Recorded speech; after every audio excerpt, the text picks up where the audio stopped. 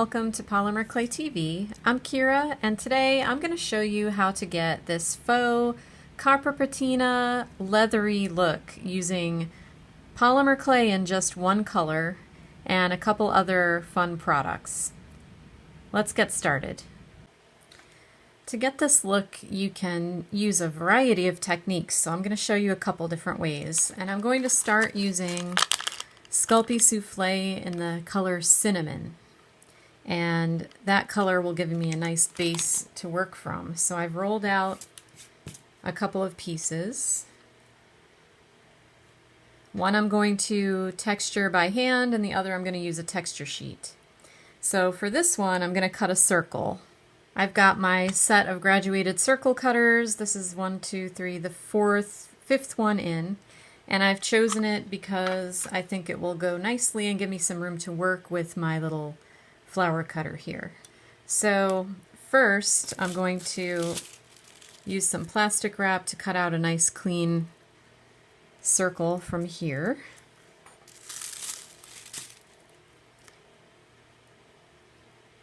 And the plastic wrap is to dome it. Okay, so just use your fingers on the raggedy edges, and I'll show you a trick for that after we're done baking. And I'm going to use my Sculpey hollow bead maker to just gently bend this so that it comes out domed in the end.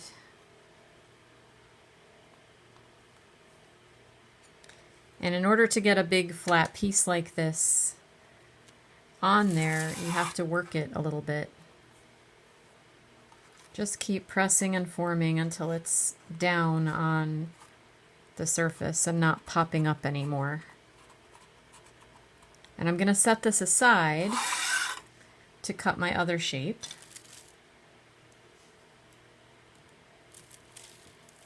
After I texture it. So first we're going to use a texture sheet, and I would like to just get some of this flower texture onto here. This is the good side, and I'll just use a roller to quickly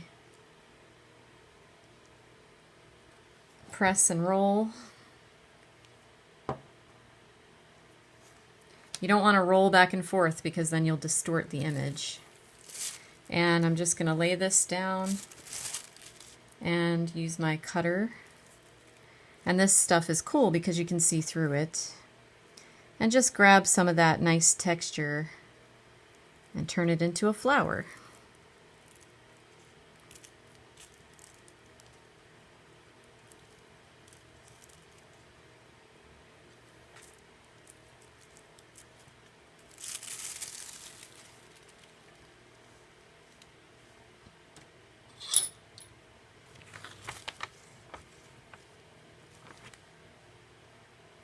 So now I've got 2 layers, and with this flower I can figure out, I'm going to put it about there. I'm not going to press it down yet because there's some other details I want to work on, including I'm going to make some little circles that will look kind of like rivets, or I don't know. I'm going to go with rivets. But I'm going to use my very small mini plunger cutter so that they're all the same size. So here's that tiny little plunger. And here's what I like about the plunger. So I'm going to just put this in between the petals. But what I noticed is if I use my plunger, especially on glass or on a Teflon sheet, if I push straight down and then go sideways, it actually does scoop that piece of clay into the plunger, making it a lot easier for me to handle it without messing it up. If you just press down, it could get stuck to the Teflon, and then you kind of have to peel it off, which can ruin the circle shape. So I prefer doing it this way, where I make sure that it's stuck inside the plunger. That way I only have to gently peel it out and place it where I want it. I'm just leaving the flower shape there so that when I put these down, they're in the right spots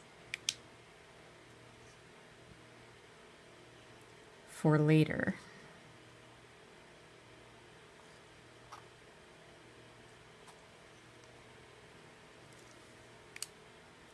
And now I'm going to take the flower away so I can play around with this. So you can check on it. I can see that this one's probably a little too low. Make sure everything's right where you want it, because next we're going to use a metal stamping tool and we're going to actually press those on and make a design.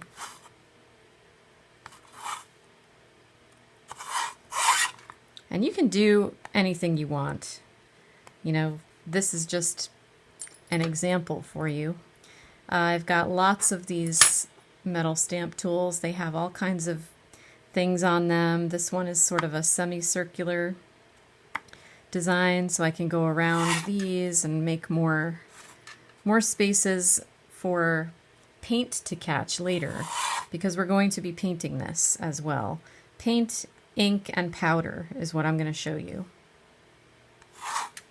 So make your design using any tools you have and like. You can make it look like leather, anything you want. So I've created this texture here. I think it's nice. I'm happy with that. And I'm just going to put a little dot of liquid Sculpey Clear on there for when I lay down my my flower, mostly because I don't want to press it very hard, so I think it'll help it stick. So we're just going to lay this here. And the reason I'm doing this after the fact is just because I didn't want to mess around with it too much and touch it a lot. I want this texture to stay nice and raised up.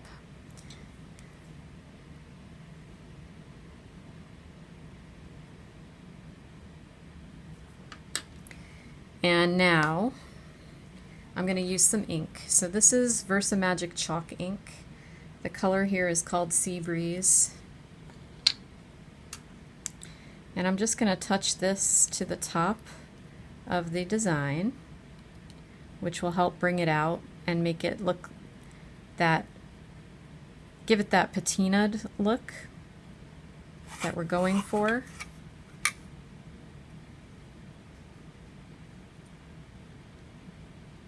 I'm being very gentle. And there are other inks you can use, like this is a Michaels ink, it's a Studio G pigment ink. This is a chalk ink, which I like for this technique because it's kind of matte. The pigment inks and the chalk inks, they set with heat, so when we bake this, they're going to set. And I've got my copper patina set of pigment powders, so I'll show you how those could work for this project. I'm going to go around the edge of this with my finger and just press the powders on down here on the edge where I have a little pattern.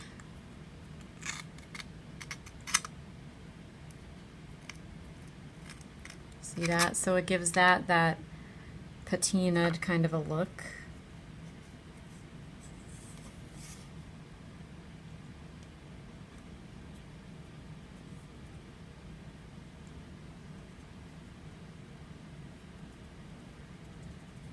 And now I'm going to bake this, and the rest of my techniques will be after baking. Here we are out of the oven, so I'm going to just pop this off for the next step. And for antiquing, because that's what we're going to do, I like to have a slightly damp paper towel and a dry one ready, as well as whatever brush I'm going to use. So I've got a small detail brush, and this brush is a little bigger. So we're going to put some turquoise down inside the cracks on this bottom layer here.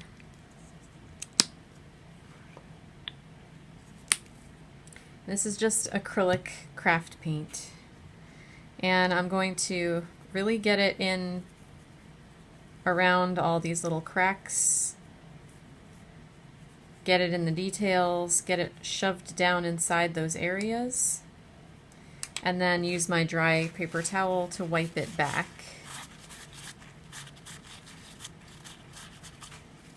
So it's detailing some of those areas.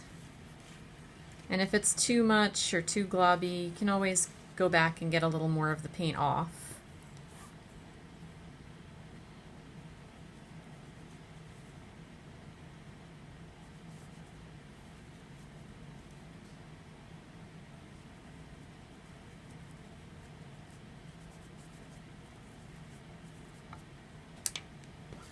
And that's also why I keep a wet paper towel around, because sometimes you want to scrub a little bit more paint off of an area, and that's what that's good for.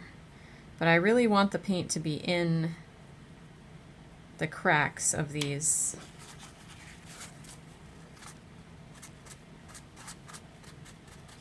Like highlighting and bringing out the textures. So the antiquing process is kind of a back and forth. Add paint, take it away, add more paint, take it away, until everything looks how you want it to look.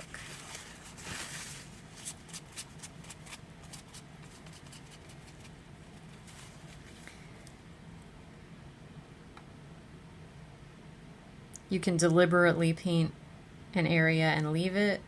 You can use your finger to take paint off of the area because maybe the design is so shallow that when you wipe it with the paper towel, you're picking up too much paint. That's all up to you. You can leave a lot of paint and just kind of swipe it off the most high points.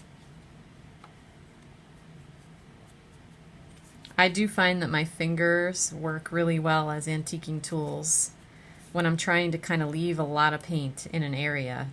Then my fingertip will just take a little bit of it off instead of a whole lot.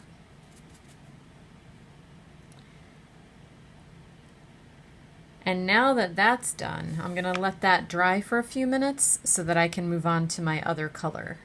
Now that the turquoise paint and ink and everything is dry, we're going to use some glaze. And this is russet brown plaid glaze. I've had this bottle for a very long time, so I'm not sure 100% that you can still get this color, but you can use any acrylic paint. You can water it down a little if you want. You can use it straight out of the tube. In fact, this is the other color that I use a lot for this technique. This is Raw Umber Liquitex Basics, and I just use it. It's heavy body acrylic straight out of the tube. But I really like this color, so I'm going to use it for this project. It's more of a warm brown. So the same thing basically, but this time I'm going to do it on this top piece. I really want it to bring out the depth of the warm, deeper brown color.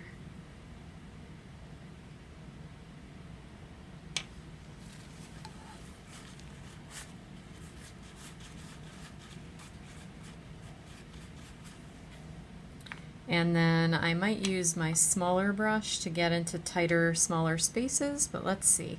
So a little bit around the these little coin things that I put on there, I might put some paint there and wipe it off a little bit. And this process, because I'm not just dumping paint all over the whole thing, this is more where you get to be more artistic with it and just put it where you want it. So I'm going to put it around the edges of the flower.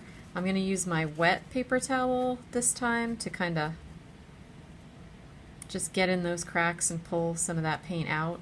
And I might even use it on the top of this to really dial back that brown that got onto my ink.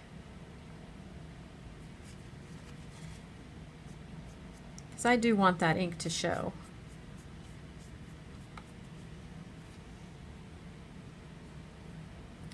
So just go back and forth with it until you really like how your piece looks. I'm also definitely going to go around the edge here and darken up this frame.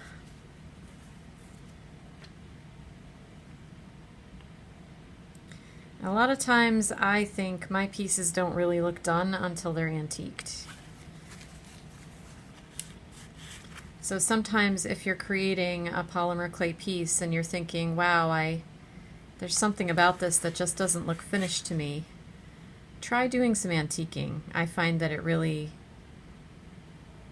works for me to make my pieces feel like they're finished, they're complete, they look good. Because it brings out the textures. Especially on our texture sheets, they have texture all over them. So if you look at this piece carefully, you can see there's a ton of texture in there.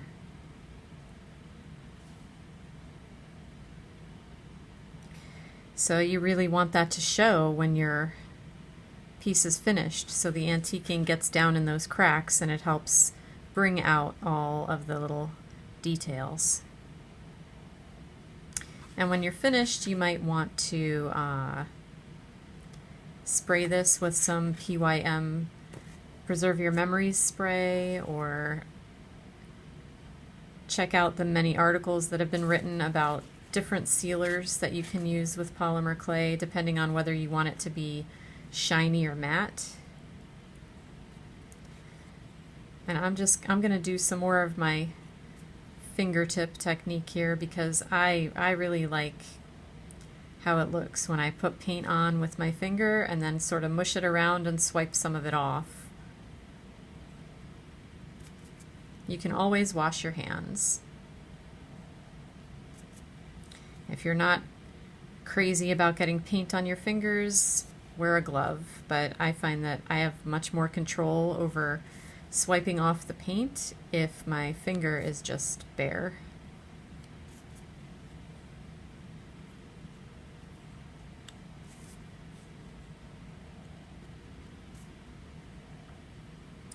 So there you have it, and if it's not, like I'm seeing a couple areas on here where I wish that ink was brighter, you can always come back and add more. And this can go right back in the oven once your acrylic paint is dry. You can put it back in the oven and it will heat set onto there once again. If you want some more of that particular color to be, like I think I'd like it to be out on these little discs too, so I'll just put little taps of it.